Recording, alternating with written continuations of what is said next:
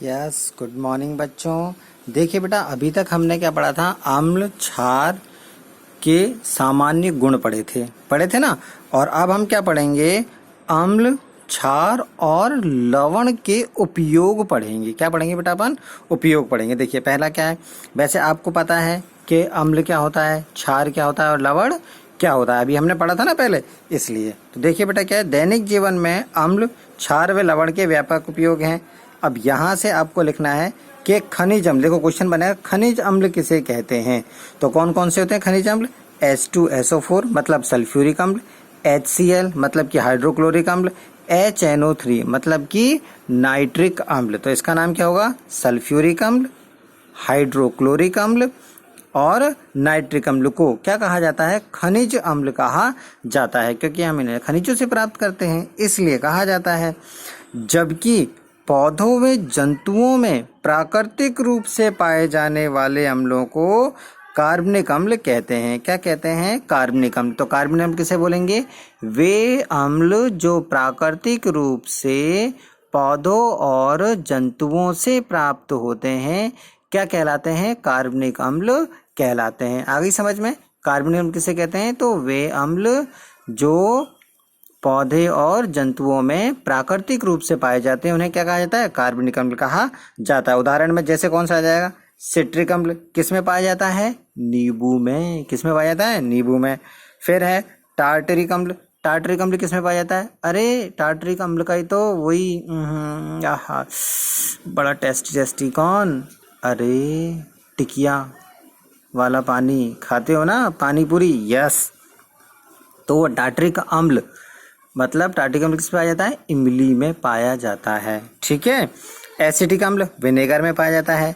Lactic अम्ल दही में होता है ना बेटा। दही में कौन सा अम्ल पाया जाता है? अम्ल। तो ये सब क्या है? ये सब कौन से हैं? कार्बनिक अम्ल हैं। ठीक है। अब देखिए इनके यूज पढ़ते हैं, कौन कौन से हैं। तो खनिज अम्ल विभिन्न उद्योग धंधों में जैसे औषधि है, पेंट, उर्वरक बनाने में काम में आते हैं। अब आपको अंडरलाइन करना है यहाँ से, ये वाला पॉइंट बना। पहला पॉइंट कौन सा लिखोगे आप? खनिज अम्ल किसे कहते हैं, उसके उदाहरण। फिर कार्बनिक अम्ल, उसके उदाहरण किस में पाए जाते हैं। और फिर आता है नेक्स्ट उपयोग, किसके? हाइड्रोक्लोरिक अम्ल के।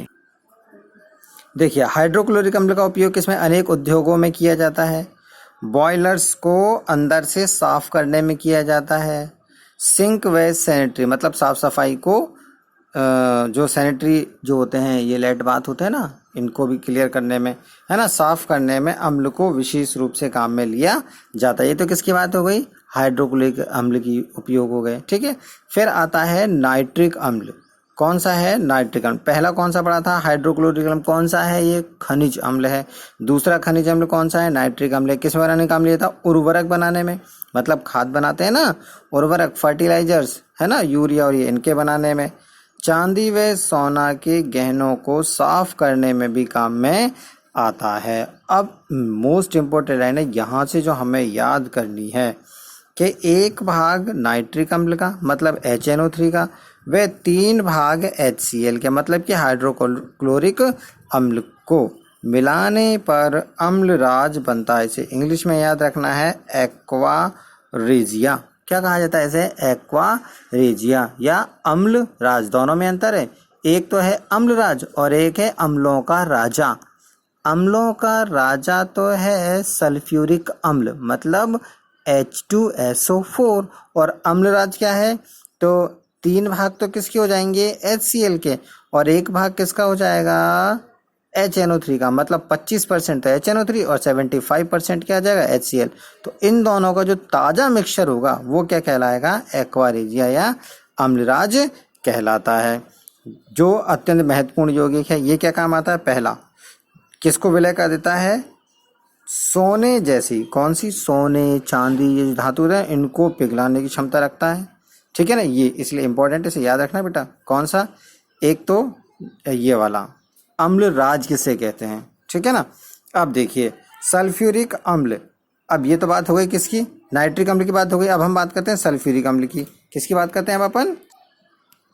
अब देखिए, जो सल्फ्यूरिक अम्ल है, इसे क्या कहा जाता है? अम्लों का राजा। अभी हमने बात करी थी, अम्लों का राजा क्या होता है? सल्फ्यूरिक अम्ल मतलब H2SO4 4 इसका फॉर्मूला है ना। और अम्लराज क्या होता है, तो 3 पार्ट, तो 3 हिस्से तो किसके हो जाएंगे, HCl के, और 1 भाग किसका हो जाएगा, HNO3 का, ठीक है ना। तो सल्फ्यूरिक अम्ल को किंग ऑफ एसिड भी कहा जाता है। और फलों का राजा किसे कहा जाता है, आम को। दालों का राजा किसे कहा जाता है, दाल होती है ना, हाँ, दालों का राजा किसे कहा जाता है, चने को, ठीक है ना, साइसर एरिटिनम। फिर भी कहते हैं किसी, अब ये क्वेश्चन बोर्ड एग्जाम में आया हुआ बेटा, यहाँ से किसी भी देश की औद्योगिक प्रगति को, अब औद्योगिक प्रगति की दर को उस देश के उद्योग धंधों में सल्फ्यूरिक अम्ल की खपत से मापा जाता है।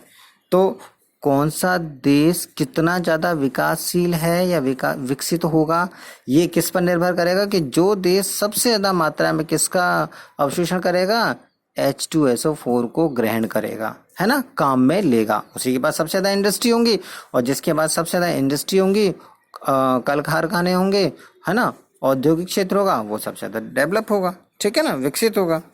इसके अलावा अनेक कार्बनिक अम्ल हैं, जैसे एसिटिक अम्ल है, इन्हें सिरके के रूप में, खाद्य पदार्थों के संरक्षण में, है ना, अचार आदि को संरक्षित करने में काम में लिया जाता है।